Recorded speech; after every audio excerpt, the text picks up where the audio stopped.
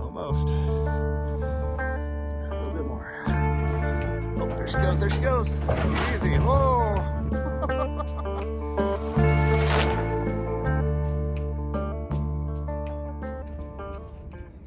Hey friends, Dustin here. You're watching the Life of Lynn channel. Thank you guys so much for tuning in today. Today, I'm just doing a quick little video here on the Palomino slide-in pickup camper that I just tipped over last week.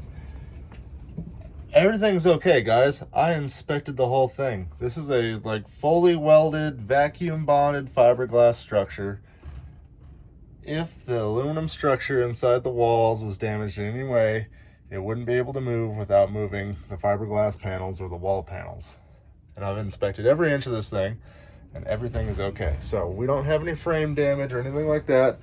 It tipped super slow. Wish I was able to get the video of it, but it was just thump, and it's fine. So we're able to get it back on the trailer, get it back home. I'm gonna throw a couple parts in it today that showed up because, well, they came with a discount code for you guys, so I wanna make sure that you guys can get those for the month of November. I got other parts that aren't going to be here for like 2 more weeks. So I'm going to throw in all the solar stuff today. We're going to get the solar system up and spinning again. Yeah, the whole solar system. We're spinning it by hand. So right here is the baddest lithium battery that I could find on the market.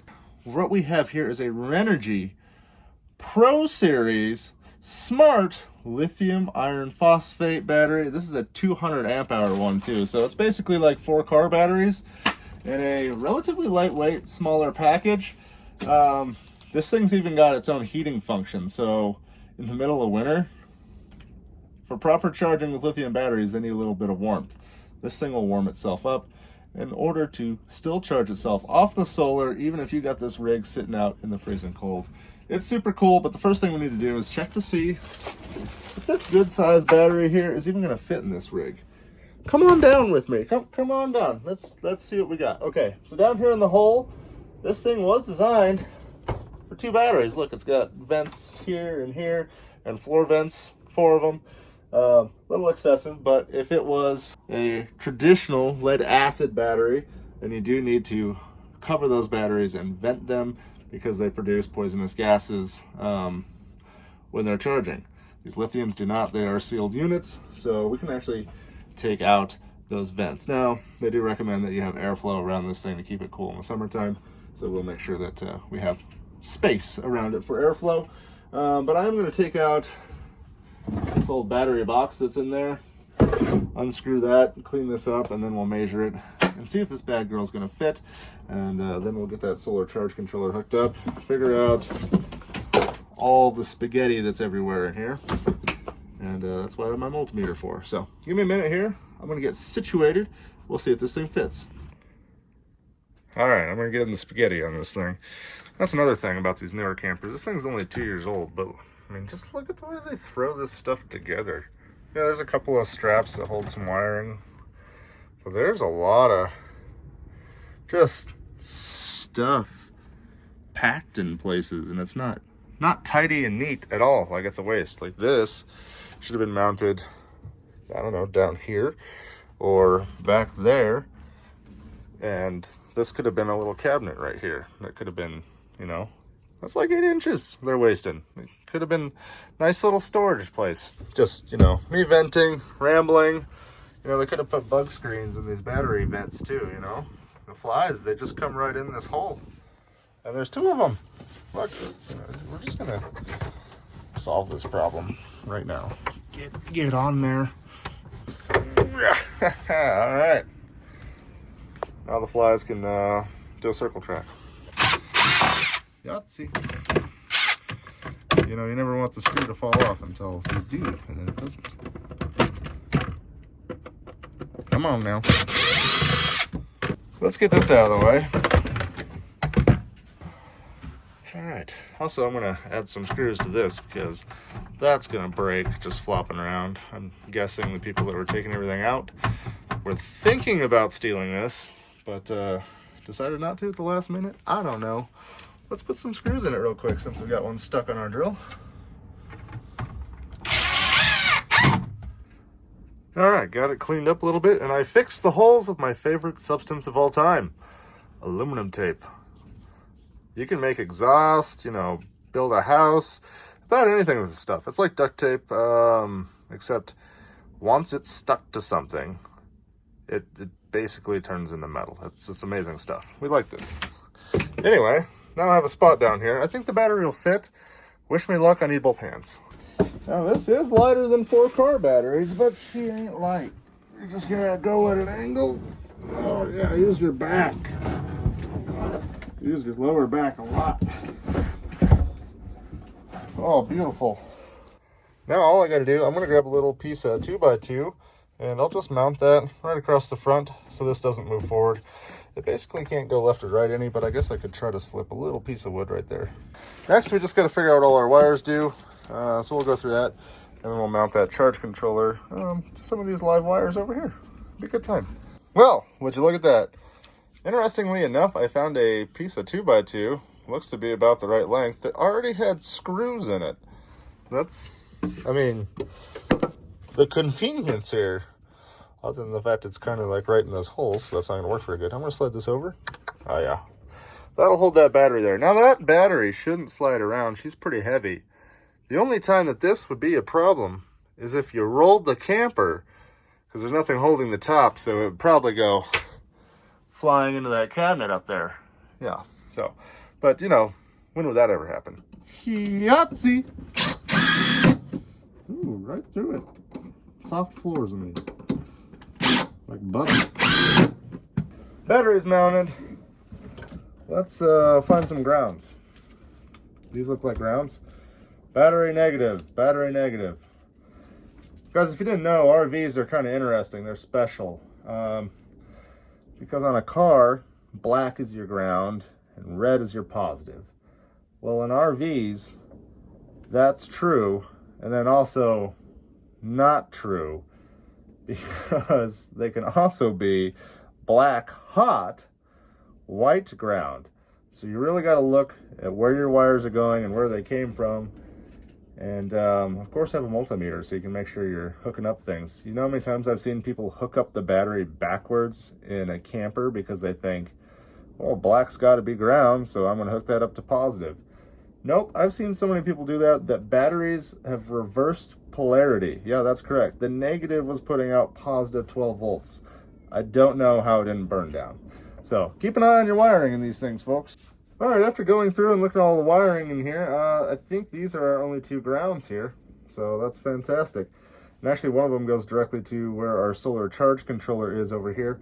The other one goes directly to the power converter and DC distribution panel. So that should be our only ones that we have in here. Now I'm going to go ahead and hook these up. Oh, also the people that tell you, oh, always hook up your grounds last. Honestly, it doesn't matter. It really doesn't. It's 12 volts, guys. Don't be afraid of it. Now, of course, you always want to use caution. Use the proper breakers and fuses. Use the right sized wires, because that is the stuff that'll get you.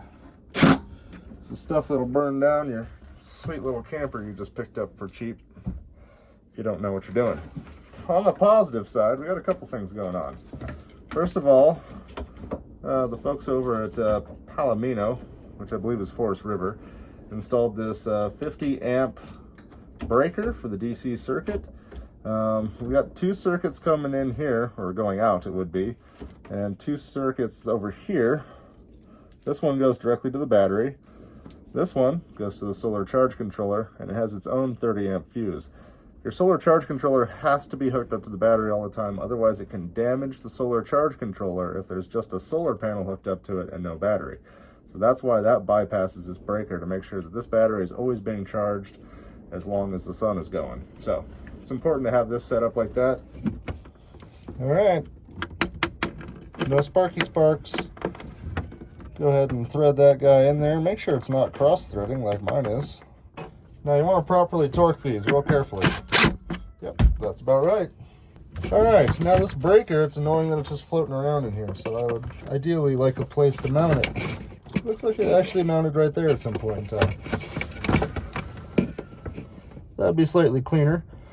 Let's go ahead and mount that while we're in here. It's also an interesting time to note that most RVs have square bits. Now you can use Phillips in here, but it tends to strip them out. I like the square bit. Has a better bite, you know. Let's get our new Renogy solar charge controller out. This is the Adventure 30 amp. This is a great size unit for RVs. I mean, you can put, I can't remember how many watts, like 400 watts or so of solar on your roof with this controller, and it'll handle it just fine. That would be overkill for this rig. Has a single 100-watt panel, so we have no worries about this thing maxing out.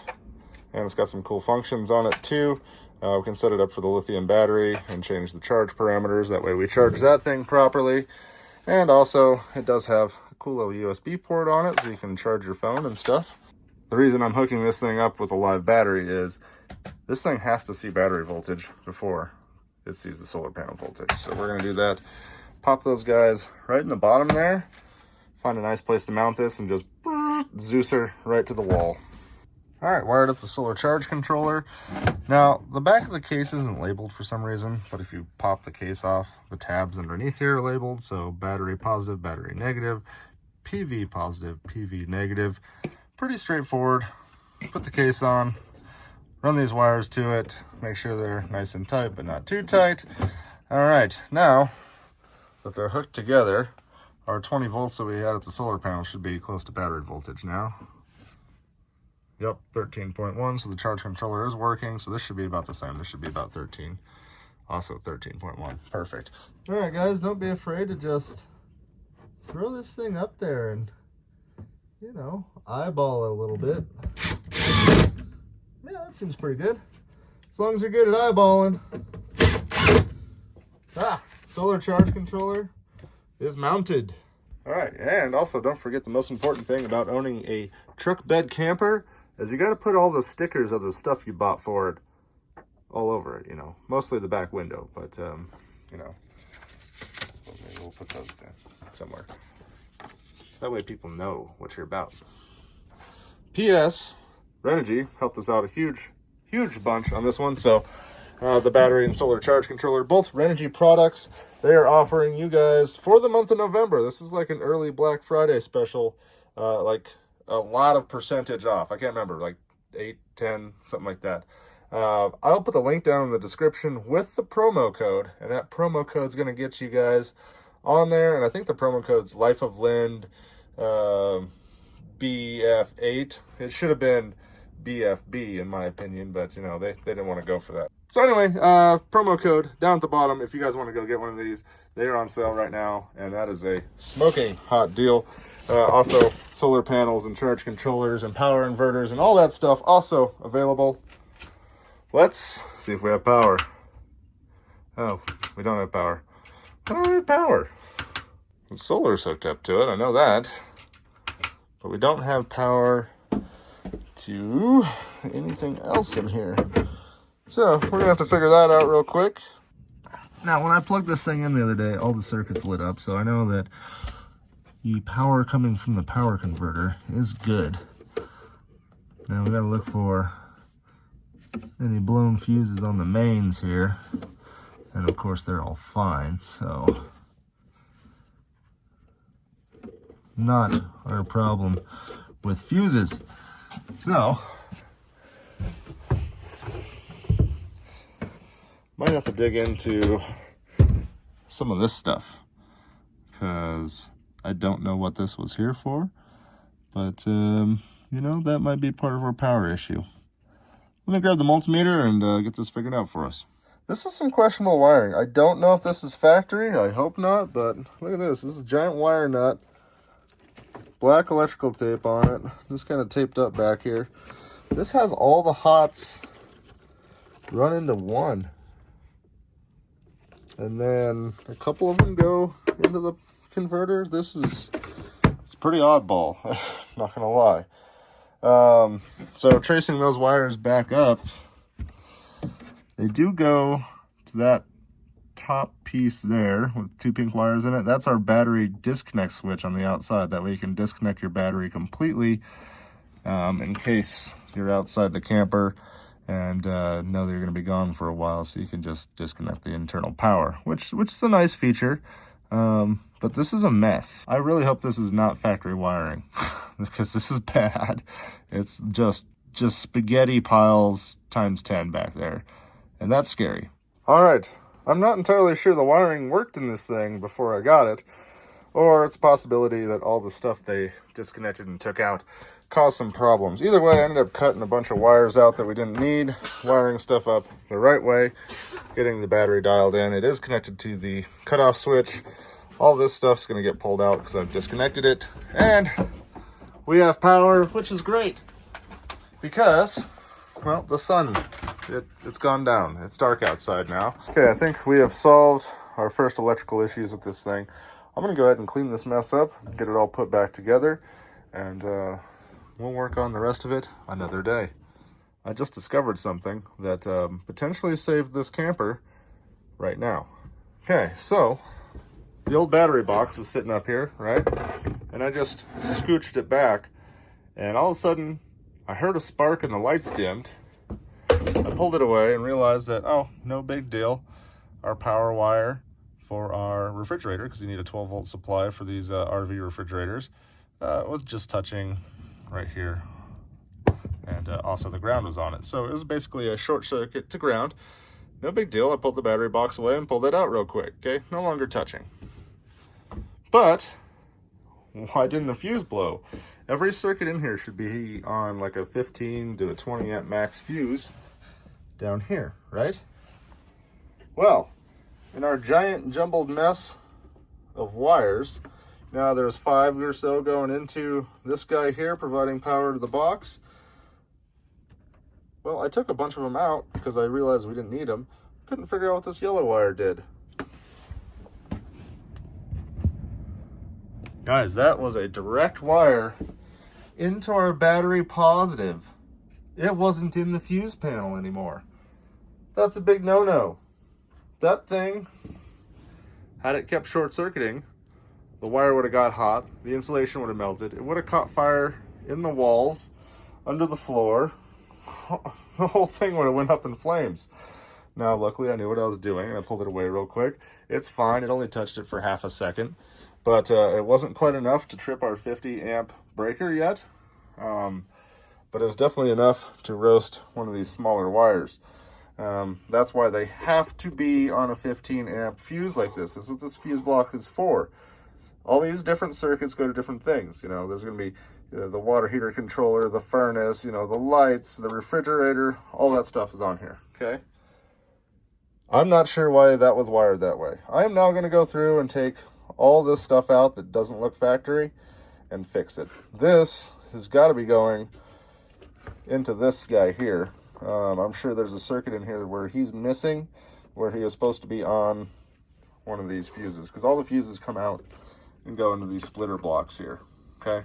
So I'm going to do that, make sure this thing's fixed up right so it doesn't burn to the ground. Well, good morning, friends. It is the next day, and as you can see, it didn't burn down. You know, got the battery disconnect on. Also, I started fixing all the wiring. That's scary. I've never had one that the wiring's been so modified and hidden to look like it's factory before, until you get in there and go, well, there's not supposed to be a giant wire nut here, probably. It's because it's not supposed to be. So always double check your stuff there. And, you know, if you're not good at electrical, consult an expert, please. Just do that. My comments earlier about the 12-volt battery not being a big deal, it's not enough to shock you, but like I said, it can short circuit, the batteries can blow up, and of course you can light things on fire with small little cables that get way too hot. So that's the caution you have to take with the 12-volt system. Okay, now that we're past that, it's time to take this thing over to the shop. I've got the orange square body hooked up, and we're gonna drag this camper over there by the shop, because that's where the $25 roofless camper is. Episode on that earlier. If you want to check that out on the channel, please do. And we were going to see what appliances we can steal out of that thing for this one. Let's get going.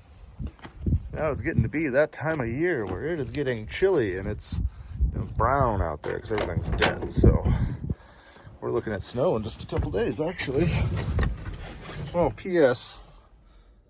Go do that if you live in the United States, please.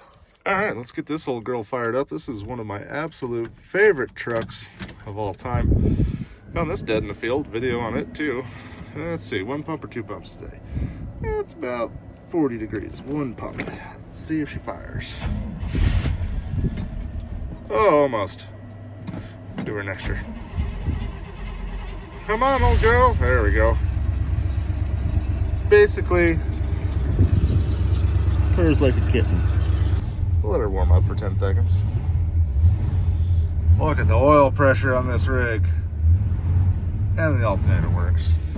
Now, some of you might question, Dustin, how do you drive around your house? Well, you know, shop's way over there. I ain't gonna carry all the appliances way over here. Ah, yes, RVs. Some good stuff out here. All right, I'm gonna back this thing up to the shop, and yeah, we're gonna go ahead and swap some appliances, hopefully. All right, here's our $25 roofless camper. I haven't done anything with it. I was actually gonna build a roof on it, but it might actually be way more useful just taking all the expensive parts out of it. So here's the inside, as you can see. Pretty decent, really. Just missing the roof. So I believe we have a 3-way fridge. That does work. Have already tested it. So we should be good there. Also, sorry the camera is kind of fuzzy. I think I cracked the lens. That's good. Also, if you have kids and you have projects everywhere, they just, I'm not sure what this is, but they made a thing. It's probably a baby or something. Okay, we'll leave that there for now. Well, what else do we need out of here? We also need a stove. So, let's see how big this is. I'm not sure how big the hole is in the other camper, so we'll measure this real quick. About 18 by 13 and a half. Let's go measure the new camper. All right, got the stove out of the old camper. Oh, it's a little dirty, but we'll wipe it down and spritz it with some stuff when we do the final cleaning here. But the shape looks like it's gonna fit. And it does. So, that's great. The top as well, just a little dirty, but nothing really wrong with it. So we'll clean that up later. And that'll go on just like that. That's great. I'm sure the propane fittings are the same size. Let's go ahead and get this thing squared up in the hole. We'll get it screwed in, get our propane line hooked up, and I'll plop that top back on there. All right, stove top's in. Let's get this refrigerator out of this unit here. Now, this is a 3-way unit, so you're gonna have some pretty good sized 12-volt wires coming in here. You can tell that they're the 12-volt ones because of the way that they are. And you're gonna have your 110 for when it's running on a 110 heater, which is actually that one right there. There's our 12-volt heater, and then we also have propane as an option, so there'll be a propane line as well. Now this one, they routed the drain tube right next to the boiler. She got a little hot, so we're gonna bend that back that way when we install it in the new one. But typically, you're just going to disconnect all these wires. That one there's probably going to be 1 screw in the middle and 1 on each side as well. You got to find them. And then this one's also screwed on the face too, so we need to go inside and find those screws. Then it should come out relatively easy.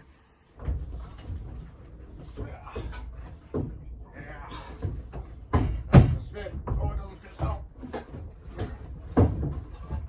Yeah. Should always have a helper with you.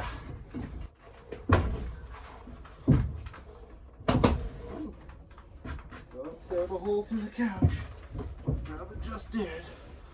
Refrigerators are heavy, especially 3-ways. All the extra stuff on them. Yep, I can't see.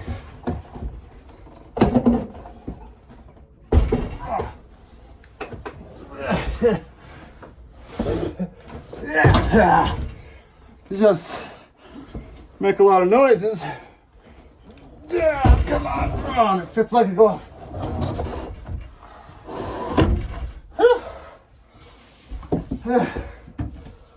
Oh, okay. Didn't puncture a hole in the couch. Whoo! Just like that, you got a fridge. All right, we're gonna clean this up, hook everything up the way it's supposed to, and we're gonna replace this panel with a chalkboard panel. Should be kind of neat, and it'll be dark to match the motif. We don't want chestnut with the blacks and the grays. Looking pretty good though. All right, we are in luck. That package was our Rec Pro convection microwave. I bought the one with the RV beauty ring on it in stainless. You know, everything else is black. Well, this thing's stainless. It'll blend it all together. It'll look nice. And it arrived without being damaged. And pick it up and scooch it on in. Hopefully. Okay, she is actually a touch smaller than the last microwave. According to my measurements, this is going to fit, and it does. But I'm going to have about an 1/8 inch gap around the edge, so we might make a nice little trim board to go around and hold that all together.